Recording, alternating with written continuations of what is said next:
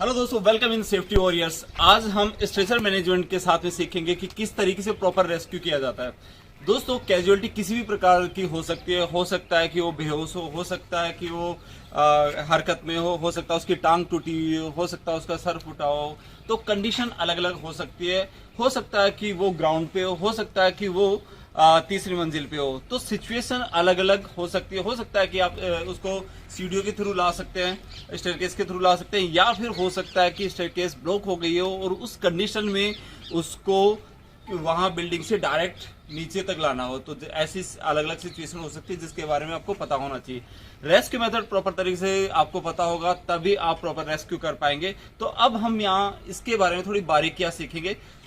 अब एक कंडीशन हमने क्रिएट की है कि यहाँ पे एक कैजुअलिटी है, बेहोश है, और अब उसको ऊपर की मंजिल से, जैसा कि आप देख पा रहे हैं, ऊपर की मंजिल से वहां से नीचे उतारना है। अब उस कंडीशन में क्या चैलेंजेस रहते हैं उसके बारे में आपको समझना होगा, क्या रिस्क रहती है उसके बारे में समझना होगा, और कौन कौन सी बारीकियां जिसके बारे में सर एक्सप्लेन करेंगे। अभी हम ये एक्टिविटी स्टार्ट करते हैं। Start your activity. कैसे स्ट्रेचर मैनेजमेंट करेंगे, फिर उसके बाद में उसको कौन सी रोप बांधेंगे और किस तरीके से हाइट से नीचे तक लेके आएंगे। यहाँ पे बहुत ही चीजें बहुत बारीकी से ध्यान में देनी पड़ेंगी, क्योंकि अगर एक भी गलती आपने की तो आप, अगर कैजुअलिटी वैसे ठीक भी है तो आप उसको मार डालोगे। तो आपको बहुत ध्यान रखना होगा कि किस तरीके से उसको प्रॉपर रेस्क्यू किया जा सके। एक रेस्क्यूअर की बहुत ज्यादा ये ड्यूटी है कि उसको बार बार प्रैक्टिस करते रहना चाहिए। एग्जाम में भी आपको ऐसे सवाल पूछे जा सकते हैं जिसके बारे में आपको पता होना चाहिए। तो यहाँ पे अब ये स्ट्रेचर मैनेजमेंट कर रहे हैं, तो यहाँ को आपको ध्यान में क्या क्या रखना है, कौन सी रोप है, किस साइज की रोप है, क्यों उसको प्रेफर किया जाता है, कौन सी हिच है, क्लॉफ हिच है, कौन सी हिच है, उसके बारे में आपको पता होना चाहिए। कहाँ कहाँ पे उसको बांधना चाहिए, कहाँ पे नहीं बांधना चाहिए, क्यों नहीं बांधना चाहिए, ये सारी चीज़ें आपको पता होनी चाहिए। और जब आप स्ट्रेचर प्रॉपर तरीके से बांध ले, उस कंडीशन में आपको एक और चीज़ ध्यान में रखनी है कि ऊपर से जब नीचे की साइड में लेके आते हैं तो उस वक्त भी कैजुअलिटी के गिरने के चांसेस होते हैं, जिसके बारे में भी आपको समझना है। तो उसके लिए पैरों को किस तरीके से बांधा जाता है ये भी आपको पता होना चाहिए। तो सर थोड़ा सा बताइए कि क्या क्या सिचुएशन हो सकती है इन केस ऑफ इमरजेंसी, किस किस तरह की कैजुअलिटीज हो सकती है। Yes sir. कैजुअलिटी भिन्न भिन्न जगहों पे हमें अलग अलग तरह के अलग अलग की होती है, लेकिन हम इस तरह का जो लेसिंग करते हैं, सिर्फ ऊपर की मंजिल में अगर हमें कोई जला हुआ आदमी या टूटा फूटा आदमी मिलता है तो उसको उतारने के लिए हम उसको ब्लैंकेट से कर देते हैं और इसे लेसिंग नोट लगा करके और बोलेन लगा करके उसको हम नीचे उतारते हैं। अगर नीचे फ्लोर पे है कैजुअलिटी तो उसकी स्ट्रेचर की बंधन होते हैं, 2 बेल्ट लगे होते हैं, उनको सिर्फ बांधते हैं, लेसिंग नहीं करते हैं। लेसिंग लगाने का काम हमारा सिर्फ है कि ऊपर मंजिल से नीचे कैजुअलिटी को अगर स्ट्रेचर को उतारना है तो हम बोलेन ऑन द बाइट लगा करके स्ट्रेचर पे बोलेन ऑन द बाइट लगाएंगे और पूरा स्ट्रेचर को हम नीचे उतारेंगे, अपनी बोलेन हटाएंगे और तुरंत हॉस्पिटल पहुंचा देंगे। ऐसे कैजुअलिटी का हम कोई भी किसी तरह का प्राथमिक उपचार नहीं देते, मेडिकल फर्स्ट एड हम कुछ नहीं देते।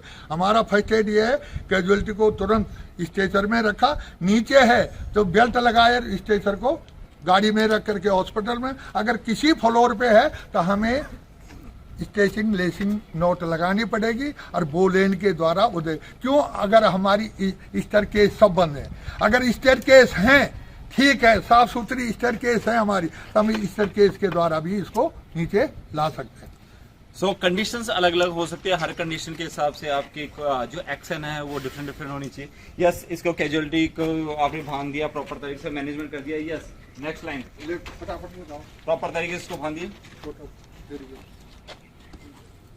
तो दोस्तों आपको मैं बता दूं कि यहाँ पे हम जो गवर्नमेंट एग्जाम की प्रिपरेशन के लिए तो एक्टिविटीज करवा रहे हैं, इसके अलावा हम कॉर्पोरेट ट्रेनिंग भी कराते हैं।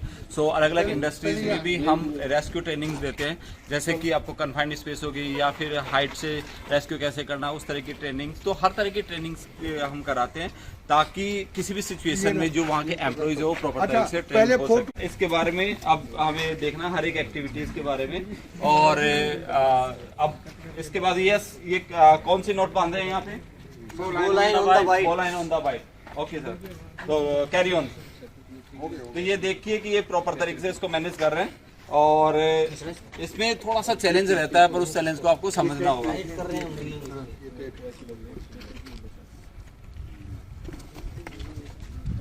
तो स्टूडेंट्स, आप ये बताइए कि जो ऊपर से जो रोप आती है जिससे कि कैजुअलिटी को नीचे तक लाया जाता है, उसको क्या बोलते हैं?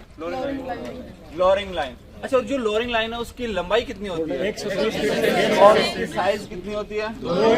तो दोस्तों ये भी इम्पोर्टेंट है कि आपको उस रोप की साइज, लंबाई, ये सारी चीजें पता होनी चाहिए। सिर्फ थ्योरेटिकल से काम नहीं चलेगा, प्रैक्टिकली भी आपको उन चीजों के बारे में प्रॉपर पता होना चाहिए। जनरली कौन सी रोप यूज करते हैं? इसको भी याद रखिए। ओके, ऊपर से फेंकेगा। अच्छा, इसके अलावा इसमें आप एक और रोप यूज की है आपने, गाइडलाइन। क्या जरूरत है उसकी गाइडलाइन की?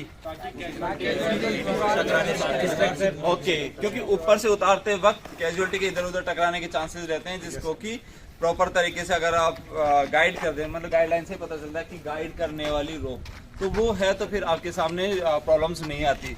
गुड सर, आप कुछ कहना चाहते हैं? हाँ, वो बता दिया मैंने। ऊपर से उतरते हैं कैजुअलिटी तो बोले ऑन द बाइट हम चेयर नोट पे फिट कर देते हैं और लेसिंग करके उसको कैजुअलिटी की कंडीशन क्या है, पूरा जला हुआ है या पूरी बॉडी टूटी फूटी है, ठीक है। इसको हम मेडिकल फर्स्ट एड खोलें, हमारा काम है सिर्फ इनकी हड्डी उड्डी टूटी हुई है तो उनको सपोर्ट दे करके बांध देंगे, टांग की हड्डी हो या गया, बाकी और कुछ नहीं। हमने हड्डी को इकट्ठा करके बांधना और स्ट्रेचर में रख करके लेसिंग करके हॉस्पिटल पहुँच, ठीक है। ग्रेट। और नीचे अगर मंजिल पे है तो हमें लेसिंग करने की जरूरत नहीं पड़ेगी। तो दोस्तों, अब देखते हैं कि अब कैजुअलिटी है वो हाइट पे है, जहाँ पे फ्लोर के ऊपर है, और वहाँ से हमें नीचे उतारना है, तो उस वक्त क्या क्या चीज़ें ध्यान में रखनी है। तो अभी कैजुअलिटी को ऊपर से नीचे उतारेंगे हम और देखेंगे कि क्या चैलेंजेस आते हैं और सर उसको गाइड करेंगे। तो ये जो नीचे में जो रोप गिरा रहे हैं ये है इसकी गाइडलाइन। तो पैरों की साइड से इसको नीचे लेके आना है और धीरे धीरे धीरे लोअरिंग लाइन का सपोर्ट लेके एक नीचे में भी लाइन होगी, एक ऊपर में भी लाइन होगी, प्रॉपर तरीके से उसको कैजुअलिटी को उतारना है और इस तरीके से इसका रेस्क्यू करना है। दोस्तों, बड़ा ही चैलेंजिंग होता है जिसमें कि आपको बहुत सारी चीजें ध्यान में रखनी पड़ती है। आपको ये पता होना चाहिए कि आपकी रोप परफेक्ट है या नहीं है। एक्चुअली रोप का भी टेस्ट होता है और अगर बहुत पुरानी रोप हो गई है तो उसका कुछ पार्टिकुलर पीरियड में टेस्ट होता है, वो टेस्ट भी करना चाहिए, आपको एंश्योर करना चाहिए।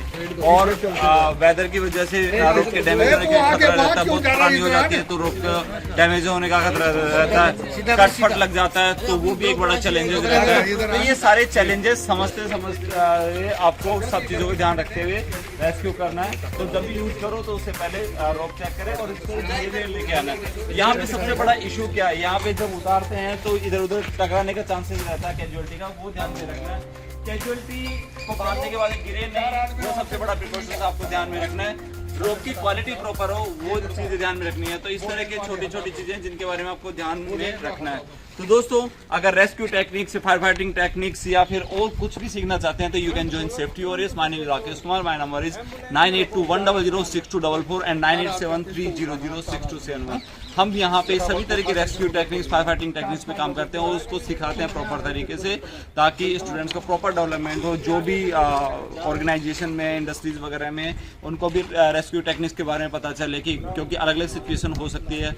हाइट से रेस्क्यू करना पड़ सकता है, कन्फाइंड स्पेस से रेस्क्यू करना पड़ सकता है, टॉक्सिक एटमॉस्फेयर है वहाँ से रेस्क्यू करना पड़ सकता है, और बहुत सा स्मोक से रेस्क्यू करना पड़ सकता है। तो ये अलग अलग तरह की सिचुएशन है जिस पे भी के बारे में आपके स्टाफ को या स्टूडेंट्स हैं सबको पता होना चाहिए। So great.